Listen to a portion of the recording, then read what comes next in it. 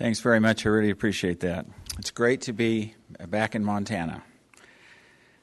A lot of my Lewis and Clark research took place in Montana, you know. I'm from Idaho Falls, and I was 7 years old when the earthquake struck in 1959. And we knew that area well because we frequently went north when we went on vacation. And the West Yellowstone area was very popular for our family and for many families in Idaho Falls. So we saw the site not long after it was opened to the public. It really made an impression on me. And after I got married, my wife and I took our kids to see the earthquake site. So I've always been interested in it. Let's review the geography just a little. The earthquake hit this Hebgen Lake area. We don't have cities identified here, but West Yellowstone right here. And this highway goes up to Bozeman. This highway goes up to Ennis. And of course, it's right near the borders of Wyoming and Idaho. Wyoming to the east and Idaho to the south. The epicenter was just inside the Yellowstone Park boundary, but still in Montana, right in this area.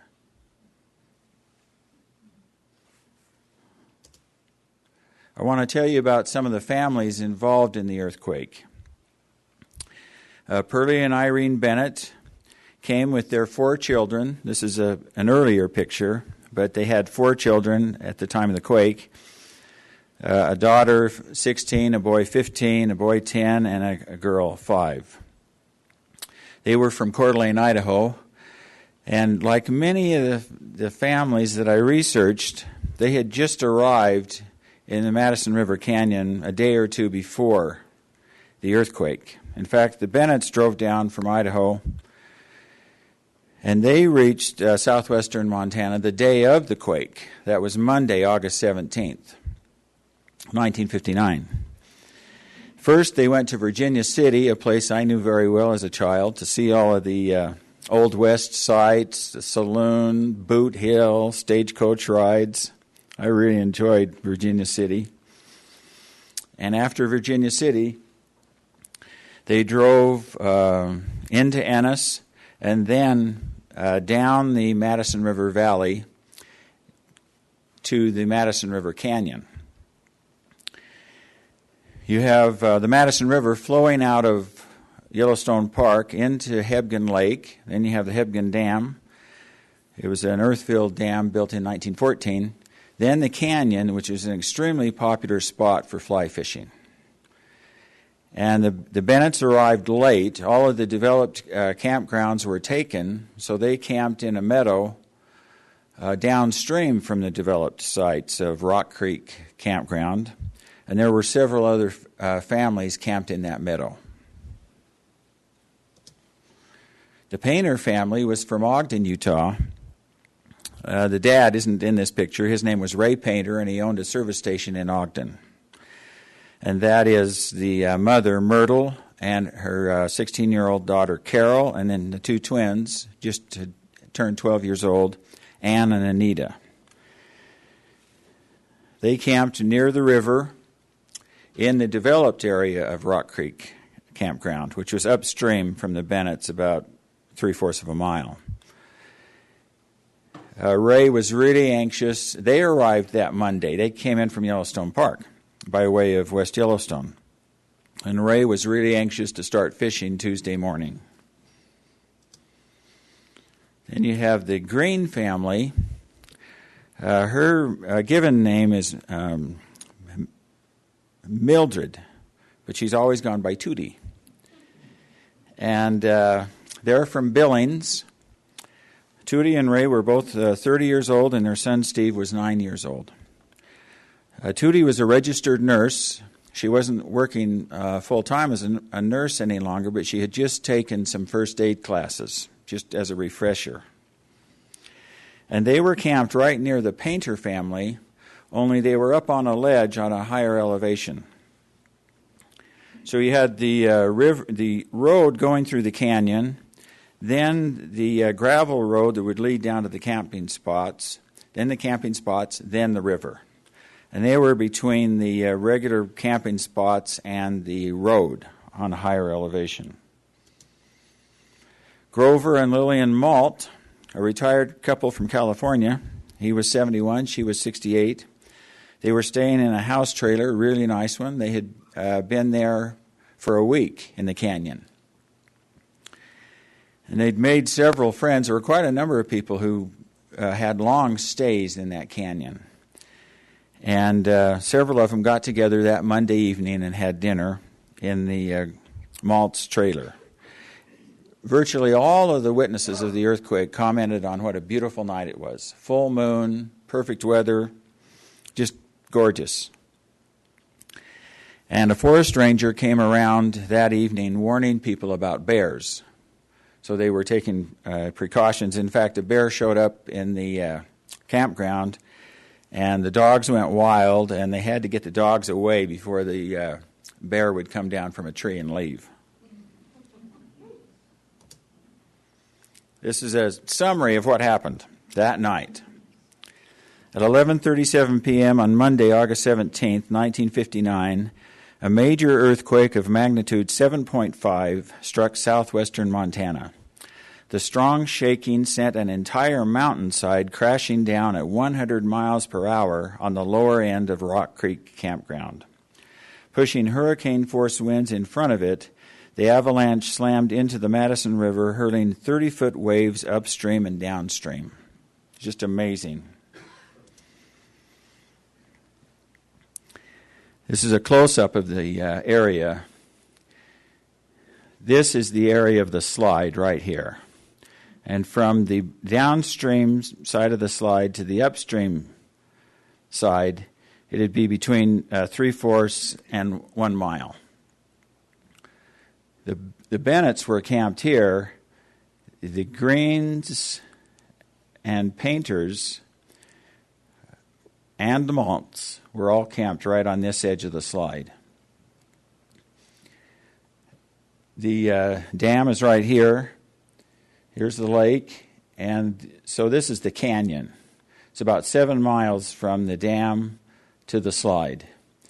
And the river kind of meanders here. And so there were campgrounds all along here, but Rock Creek was the main campground that was hit by the slide. So this slide was just unbelievable. That's rocks, boulders, tree, and anything else that was on the mountain crashing down into the canyon. So first, there was a tremendous noise. Everybody commented on that as well. And then a wind of almost hurricane force caused by the landslide. And anyone who was out in the open, when that wind hit, it ripped off their clothes, and if they had shoes on, it ripped their shoes off. That's how powerful it was. So these people camped near the slide have all this debris coming down the mountain. Then the slide, and they have wind, then the slide hits the water, and there are tidal waves coming at them. Then the slide, of course, it covered right here, that area of road and campground and river was covered with 200 feet of rock. Immediately dammed the river, and the river starts backing up, so now those survivors have a flood to deal with. The lake, on this shore, the lake or the shoreline dropped 17 feet. And high stretches of highway and homes and anything else that had, along this shoreline dropped into the lake. Over here, there were cabins that had docks coming right up to their cabin, and they could just get right out and climb in a boat. Well, they after the quake, they looked outside, and the shoreline had receded dramatically. Instead of being right here by the cabin, it was way off over there. So that whole section of land just tipped. these campers have everything to deal with. Then the lake, the shaking was so dramatic that the water began to slosh back and forth, like you were carrying a pan of water. And the foreman at the dam said that he saw a big wave coming, and it topped the dam by about 4 feet, and it flowed for several minutes. And then it would recede, and the water would disappear because the water was shifting, and he could look out from the dam and couldn't see any water at all. There was a man camped here after the quake. He ran out, and all he could see was an empty lake bed. And he concluded that the dam had burst. Well, he climbed in his car. If you come down this way, it's West Yellowstone, He climbed in his car and somehow made it to West Yellowstone. The roads were all totally demolished.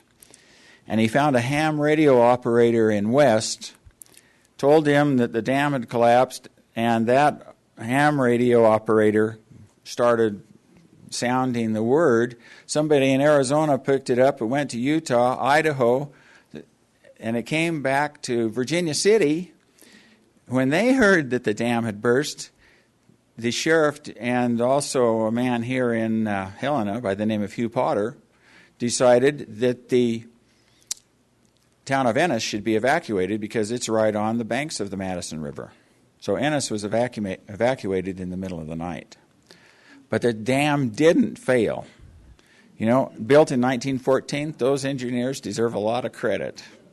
It held.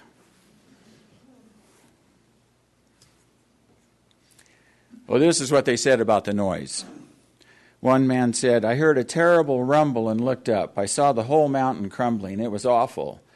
I saw a lot of fighting during World War II, but I never heard such a roar." Another one said, "The roar sounded like the end of the world." Many of them compared it to the sound of a freight train or a whole bunch of freight trains coming right at them. And one person woke up and couldn't figure out what in the world was going on because she knew there were no tracks in the canyon. That's what it looked like before the earthquake. Beautiful spot, great for fishing, and this whole section came right down where he is, covered it all, That spot would be under that 200 feet of rock, and now it's under many feet of Earthquake Lake. There's a picture of the same section of mountain in 1960. This was right after they opened it up to the public. So the slide came down into the bottom of the canyon, and then it flowed right up. This is the other side of the canyon where these cars are parked, and it's a good ways up the mountain. So the slide came down the canyon, came right up the other side, and the present visitor center is also built right there on the slide. There you see one angle. The mouth of the canyon would be in this area, and the dam is around the corner and, up a little ways. So the slide came right down this way. And the visitor center now is right in this area. And this is from the opposite point of view, taken the day after the quake. You can see all these trees that came down. And the painters and the malts and the grains were camped in this area, probably right in here. But of course that's all covered with, it was, by the afternoon of the next day, it was covered with many feet of water.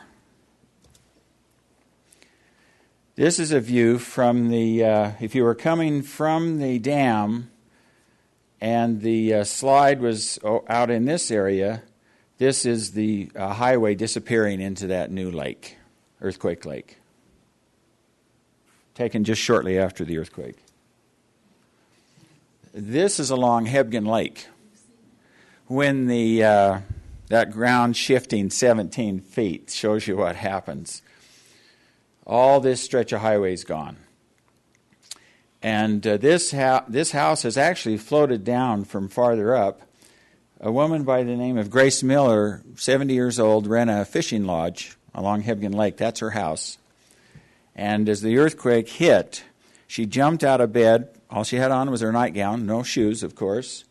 And she and her dog jumped out of the front door as the house was dropping into the lake. And she and the dog hiked through the sagebrush and the hills a couple of miles to a cabin where no one had been hurt, and they helped her out.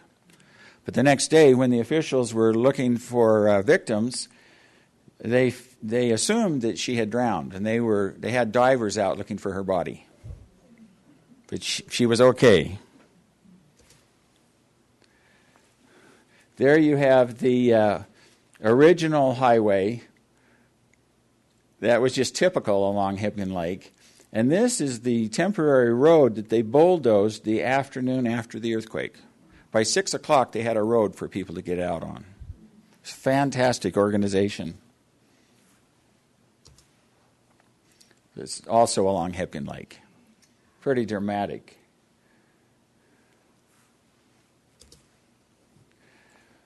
Oh, the family camped on the north shore of Hebgen Lake, near the highway that runs between West Yellowstone and Bozeman.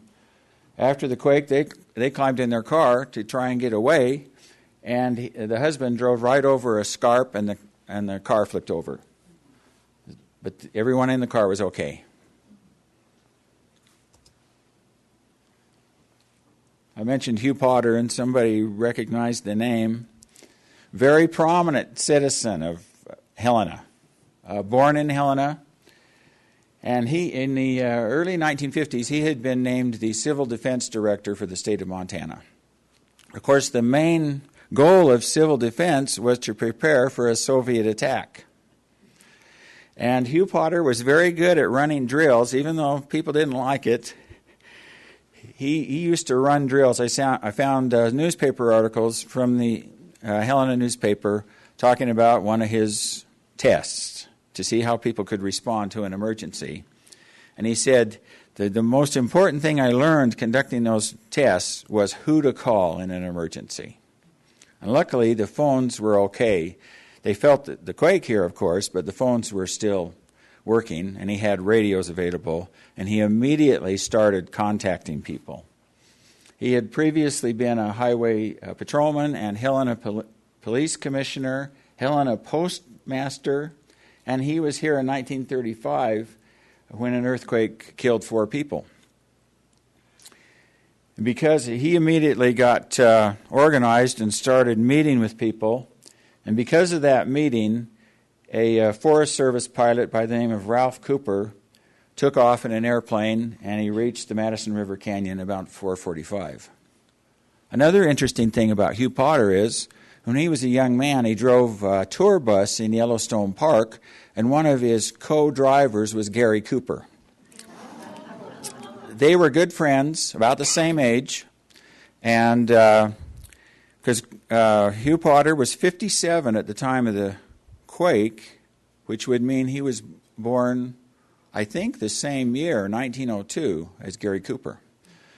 And when Gary Cooper, after he became a big star and he made a trip back to Helena, Hugh Potter was one of the friends that he met with. I want to talk about what happened to these families. The Bennetts camped out. They just put their tent down on the ground and put their sleeping bags on top of the tent so they could see the moon. And when the earthquake hit, the mother, Irene Bennett, was caught up in rocks and water and wind, and she lost consciousness as she was being swept. She was actually swept across the river. And she woke up in the riverbed, naked and injured, and she had a tree across her back. And she called out for her kids and her husband and didn't hear any reply. No reply from any of the campers who had been near them. And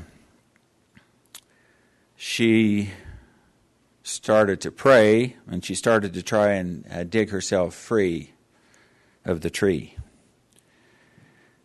On the other side of the slide, the painters were really close to the slide, but their trailer wasn't covered by the slide.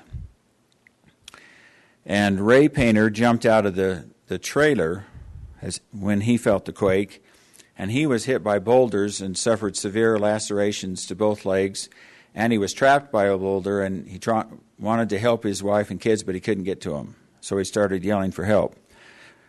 Myrtle Painter, the mother, had gone down to the river to wash her hair, and that's what she was doing when the quake hit.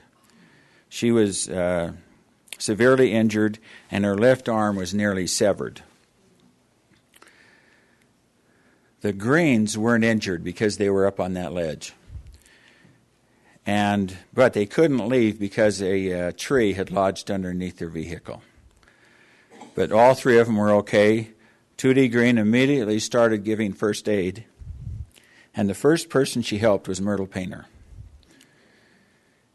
The Malts were in their trailer asleep, of course. When the shaking initially hit, Grover said, it's a bear. A lot of people thought it was a bear because they'd been warned, you know.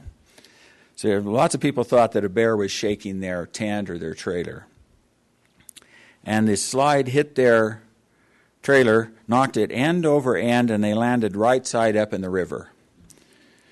And this river is fastly rising, of course. They just barely got out of the trailer and climbed up on the roof, and they had been there just for a brief period of time when the trailer sank and disappeared. Grover grabbed onto a tree with one arm and grabbed his wife with the other, and they started yelling for help. That is the Bennett's car. It gives you some feeling for what they experienced. Irene was alone all night long, but she finally got clear of that tree, and she started crawling. Now, she didn't have to worry about being overwhelmed by water because the slide had cut the river off. That's why she was on the riverbed and the water was gone. And probably about 5 o'clock around daybreak, when she called out, she heard a voice, and it was her son, Phil, the 15-year-old. And they crawled toward each other. He was more severely injured than his mother was. He had a broken collarbone and a compound fracture to the leg, besides all these cuts and scratches, you know.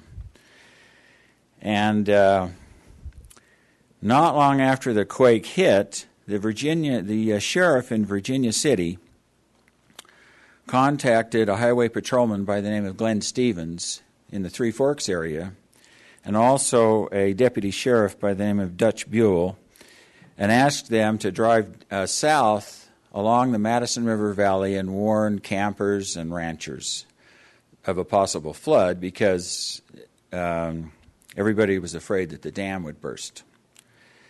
And so Glenn Stevens and Dutch Buell started driving south along the Madison River. And around 5:30, they and some campers rescued Irene and Phil Bennett. And not long after that, they found the bodies of the dad and the 3 kids. The cause of death for those 4 people was drowning. Probably they were hit by one of those waves that caused by the slide. And Ralph Cooper was flying. Irene Bennett mentioned that before she and Phil were rescued, they saw a plane, and that was probably Ralph Cooper flying down from Helena. And Glenn Stevens got on the radio and asked Ralph Cooper to pick up a doctor in Ennis, which he did. And they flew down and landed on the highway at the mouth of the canyon, and Irene and Phil Bennett were really the first victims to be rescued. They were taken in a pickup to Ennis. And this doctor who came down turned out to be a world-renowned, how do you say his name? Losi. I've got his book. He wrote a book about being a doctor in Montana. He was from the East, you know. He was a world-renowned orthopedist, and he was the one who operated on Phil Bennett. It was really a great thing. And They were the first ones rescued. This is Ray Painter. Oh, of course, the other thing, when Tuti Green was treating these injured folk, she couldn't stay there because, for two reasons. The water was rising so fast, and everybody was afraid that the dam was going to fail. So they had to get to higher ground. And many people went to the dam itself, and others went to a high spot of ground that's actually higher than the dam, and they nicknamed it Refuge Point. So the survivors went upstream, and he was near the dam, and this is him being carried to one of the helicopters that arrived. And Tuti Green went up there. She was taking care of about 15 severely injured people.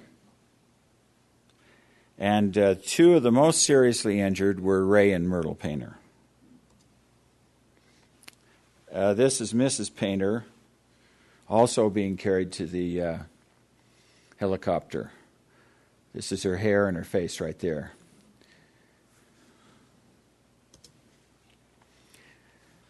That's Carol Painter, the one who helped her mother and got her to Tuti for help. And this picture was taken at the Montana State University dormitory. That's where they took survivors. And that picture was in Life magazine.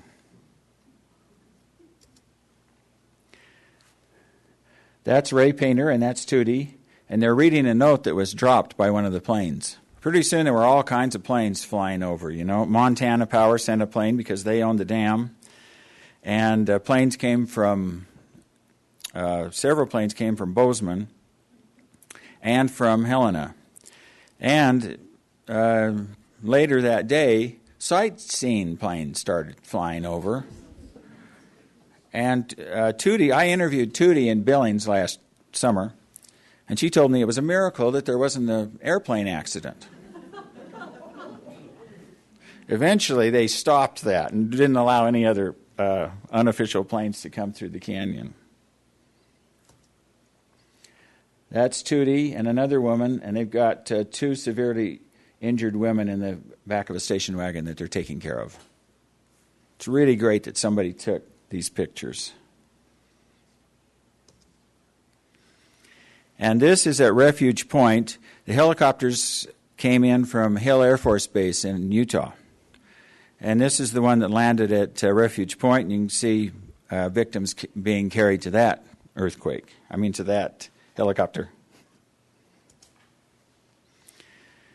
A pilot by the name of Fred Gerlach flew his helicopter from Missoula down to the canyon, and there were a group of 21 people who were stranded on the hillside just above the slide. So you get a really good view. This is all slide, and Earthquake Lake would be starting right in this area somewhere. So they were in Rock Creek Campground, but weren't severely injured, and they all came up from like 4 different families. There were 21. Several of the pilots who flew over counted how many survivors were in that group. And when morning came, some of them had taken a cook stove, and some of them had food, and they had breakfast while they were waiting to be rescued. Of course, they couldn't get out because the slide was in this direction, and the lake was over here. So they were trapped. He flew 2 or 3 people at a time over to Ennis, and they all survived just fine. Now, what about the malts? They were hanging onto the tree, and a couple of men tried really hard to rescue them, and one even tied a rope around himself and got on an air mattress and tried to get out there. And he got caught in all these trees and everything floating in the water. He almost drowned. They got him back safely. And then 2 of them decided, well, we better go see if we can find a boat up at the dam. Meanwhile, the malts are hanging onto that tree. And the wife said, let me go. And the husband said, if you go, I go too. That's a picture of him in the Bozeman Hospital. They were in that tree from probably, the quake was 11:37, so almost immediately were in that tree. They were rescued around 6 o'clock in the morning. It's amazing. They didn't suffer any permanent injuries. And for the rest of her life, every Christmas she sent a Christmas card to all the people involved in the rescue. 1 month after the quake, they were interviewed on national TV by Arndt Linkletter. This is the plaque that honors the people who died in the earthquake. A few miles away from the slide at Cliff Lake, there was a couple by the name of Stryker. It was a man and his second wife, and then his 3 sons from his first marriage. The boys were 15, 10, and 8, I believe. And the dad and stepmom were in one tent, and the 3 boys were in another tent. When the quake hit, a huge boulder rolled down the hill and landed right on the tent of the parents. And the 15-year-old boy, his name's Martin Stryker, he helped me a lot with my book. He got out of the tent, left his brothers in there, didn't say anything to them, and went out to investigate and quickly realized that his dad and stepmom were both dead. He got his brothers organized, put on their boots and their coats, and they got their flashlights, and they walked a mile or two to where he knew there were some other campers. And he said big trees were just snapping off like matchsticks, and there was the smell of pine was very strong. So the strikers were killed instantly. Mrs. Painter and another woman injured by the slide, her name was Margaret Holmes from Billings. Mrs. Painter and Mrs. Holmes both died in the Bozeman Hospital. Mrs. Holmes on Tuesday, the day after the quake, and Mrs. Painter on Thursday. There were 4 members of the Bennett family who died.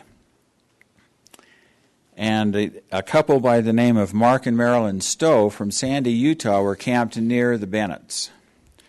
And he was 30, she was 24. They had left their 3-year-old son with her parents in Salt Lake. And Mark Stowe's body was found near the Bennett family bodies, but Marilyn Stowe's body was never found. So apparently the slide somehow knocked him free. And about 40 people from Salt Lake came up and searched for her body. They found her purse and her sleeping bag, but they didn't find her body. So she's one of those buried. There are 19 people presumed buried in the slide.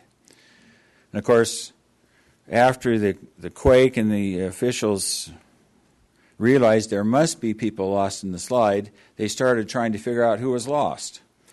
And 2 days after the quake, 5,000 calls or telegrams had come into the Red Cross.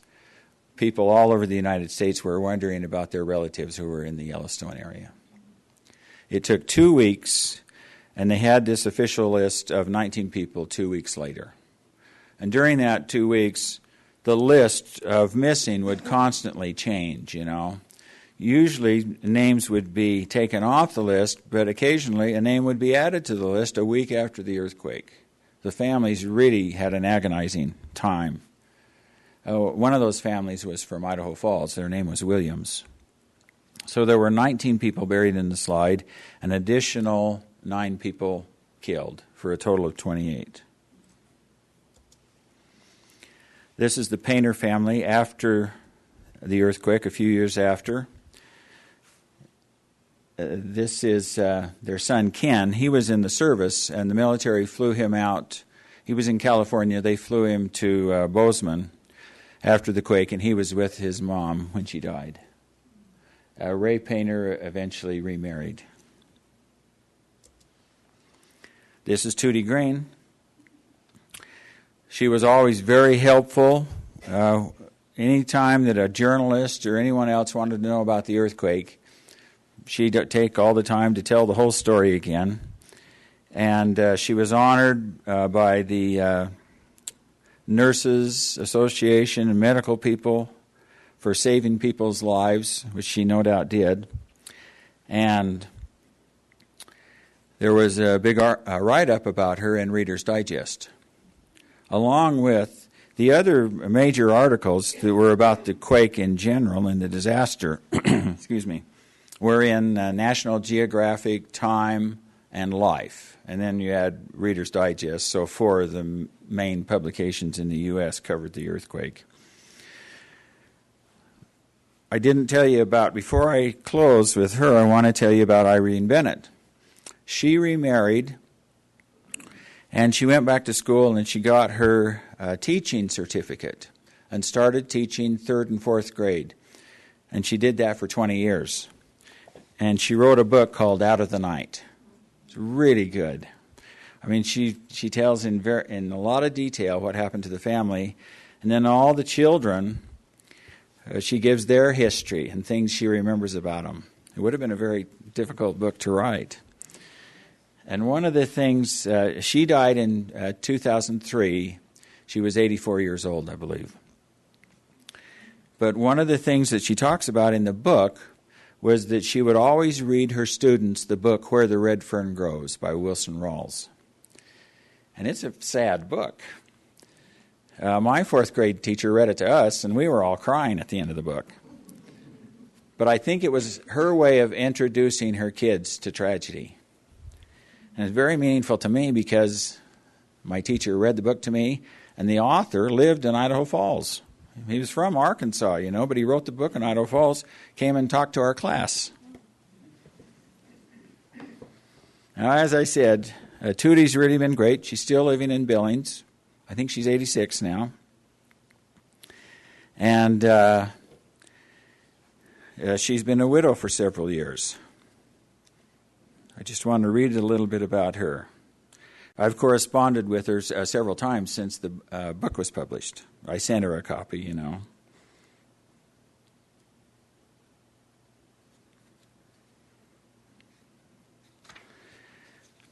Ray, her husband, died on August 31st, 2003. I lived a good life and am at peace, he said. And he died under the care of family and hospice. He married Mildred Tuti Bettel on December 7th, 1948 in Deer Lodge, the start of almost 55 years of happy life. Please, no flowers for the family. Give your love to one another, as that is the greatest gift and best memorial for Ray. Cremation has taken place, and a memorial service will be held 10 a.m. Monday at the Sawyer's Mortuary, with the burial of ashes at Sunset Memorial Gardens and scattered with his fishing buddies Edna and Paige Spencer along the Gallatin River. Steve, who was 9 years old at the time of the quake, never seemed to pay much attention to all the hubbub surrounding his mother. All he could remember, Tuti said, was the helicopters and what a big deal that was. Later in his life, however, without telling Tuti, he went back to the Madison River Canyon, toured the visitor center, saw the slide and the plaque, and read the literature about the good things his mother had done. Years later, he told Tuti about the visit. "Mom," he said, "you did good." Thanks very much.